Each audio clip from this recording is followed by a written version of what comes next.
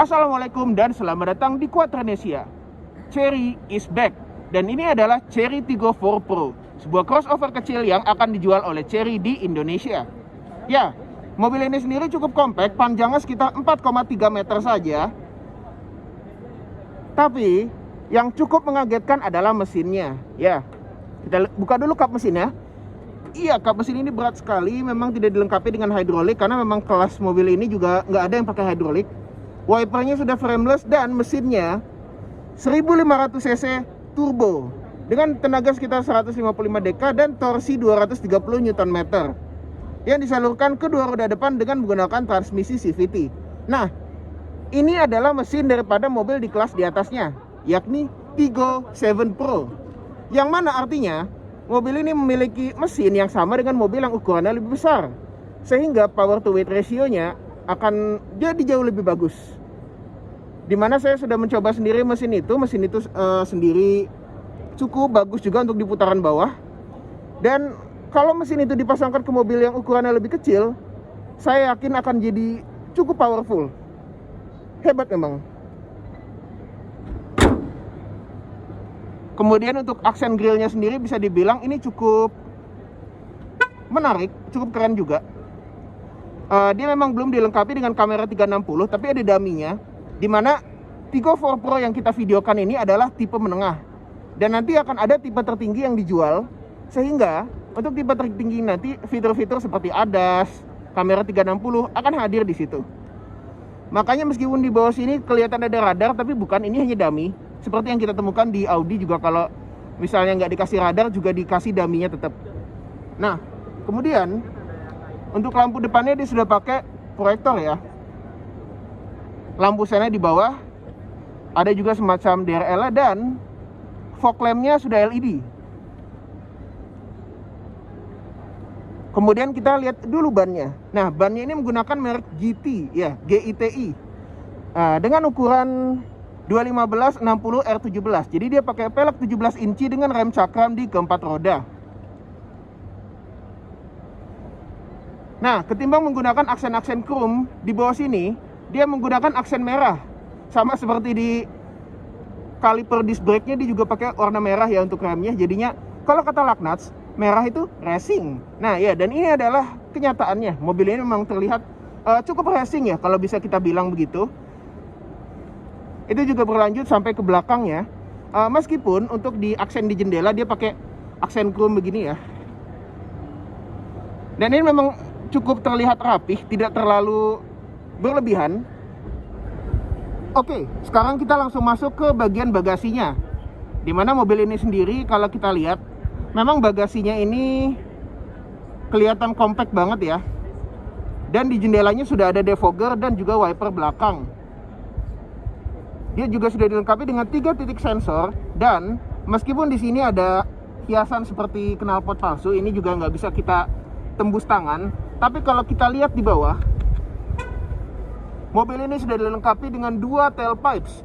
Jadi dia sudah dilengkapi dengan 2 knalpot. Hebat. Kita langsung masuk ke bagasinya ya. Nah, bagasinya lumayan luas. Ada tempat untuk ban serep dan juga toolkit. Lampunya masih bohlam. Sekarang kita langsung masuk ke kabinnya. Kuncinya seperti ini. Nah, kita bisa lihat dulu dari door trimnya khas seperti di Chery ya. Jadi dia pakai bahan soft pad di sini. Bahan soft padnya ini memang cukup lembut lah kalau di Chery ini. Dan door trim di sini dia pakai kulit sintetis. Sementara yang bagian di bawahnya dia pakai plastik keras, silver finish. Dan untuk joknya memang masih manual. Pedal piano, stability control, dan hill descent control. Ini kalau ditekan lembut loh tekanan tombolnya, nggak ceklak-ceklak kayak tombol murahan gitu. Ini terasa mahal sekali. Dan juga headlamp leveling ada di sini. Kita langsung masuk dulu ke kabinnya.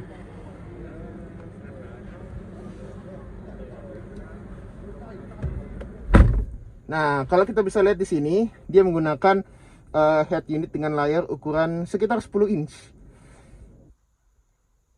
Interface-nya ya standar lah. Dia sudah dilengkapi juga dengan Apple CarPlay di sini. Lalu dashboardnya softpad. Ini lembut banget loh. Lalu material kulit sintetis di sini dan tombol di sini sudah dilengkapi dengan tactile finish. Lalu juga AC-nya dia pakai touch panel di sini. Dan sekarang kuncinya kita letakkan di mana saja. Saya taruh aja dulu di sini supaya kita bisa kontak on.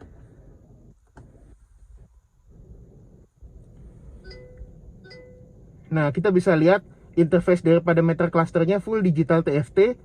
Dan interface-nya ini cukup bagus ya. Halus juga kita bisa lihat. Kita coba lihat dulu isi daripada MID-nya.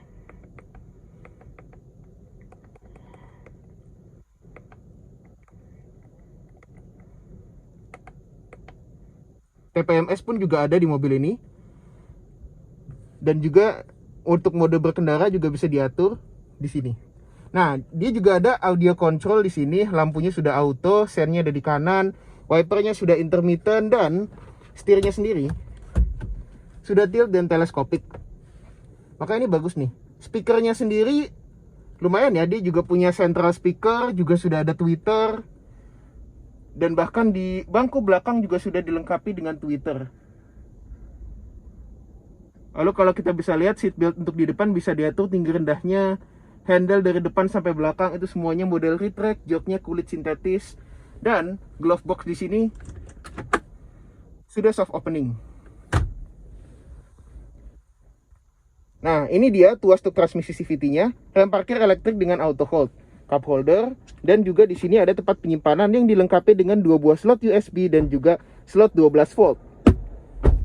Nah, ini untuk di bagian interior depannya. Bisa dibilang mobil ini sendiri memang cukup memadai. Dia sudah dilengkapi dengan sunroof.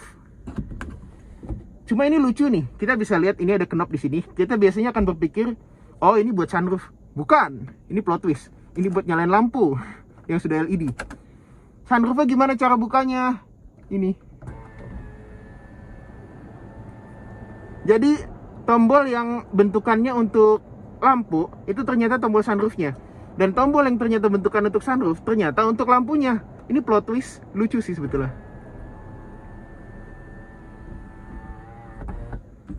Sun visor di depan cuma ada cermin. Di driver juga cuma ada cermin. Ada tempat kacamata di sini, dilengkapi bludru dan juga cerminnya sudah day night view yang manual. Oke. Sekarang kita langsung masuk saja ke kabin belakangnya ya.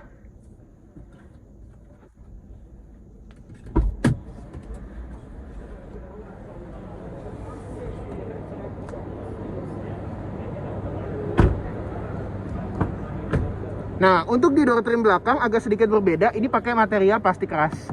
Tapi kulit sintetisnya di sini tetap banyak nih. Dan model aluminium brush paint-nya di sini masih kelihatan. Ada tweeter dan juga speaker. Ini legroom ya, cukup leluasa, dan di sini seat back pocketnya juga ada. Joknya sedikit empuk juga. Cuma memang untuk kaki saya kalau bisa mungkin bisa agak lebih lebar lagi ya. Ada ventilasi AC di belakang dan layout dashboardnya bentukannya seperti ini. Ya memang layout dashboardnya Chery ini rata-rata mirip ya, kita bisa bilang. Cuma karena materialnya cukup bagus dan juga desainnya bagus, kita sebetulnya nggak nolak-nolak amat sih. Dan kalau mau diperhatikan, mobil ini sendiri sebetulnya merupakan tipe menengah, bukan tipe tertinggi nih. Tipe tertingginya nanti dia dilengkapi dengan ADAS juga, dan juga ada panoramic sunroof. Jadi mobil yang nantinya akan bersaing melawan Kia Sonet, Toyota Raize, memiliki value for money yang cukup baik dan added value berupa fitur yang cukup mumpuni nantinya. Sementara di tipe menengah saja sudah seperti ini. Rentang harga mobil ini sendiri nantinya akan berada di kisaran sekitar 300-an juta, 350, 330 mungkin ya. Ya memang itu kelasnya memang sudah agak sedikit lebih mahalan, tapi mungkin juga bisa mulai buka tipe termurahnya di 200-an sampai 300-an. Yang mana mobil ini jadi memiliki kekuatan yang besar untuk melawan Raize dan Sonet. Cherry sendiri cukup berkomitmen ya untuk pasar Indonesia, di mana mereka bilang mereka menjanjikan ada 70 dealer Cherry seluruh Indonesia di tahun 2022 ini, dan targetnya sampai tahun depan 100 dealer. Indonesia juga bakal menjadi pusat R&D dan juga tempat perakitan untuk setir kanan brand Cherry. Ini merupakan komitmen yang luar biasa bagi kembalinya Cherry ke Indonesia, dan saya yakin menjadi added value dan komitmen yang cukup bagus bagi mereka. Oke, segitu saja. Jangan lupa like kalau Anda suka video kami, subscribe di bawah kalau Anda belum, komentarlah seperti netizen yang budiman, dan sampai jumpa di video kami berikutnya. Dah.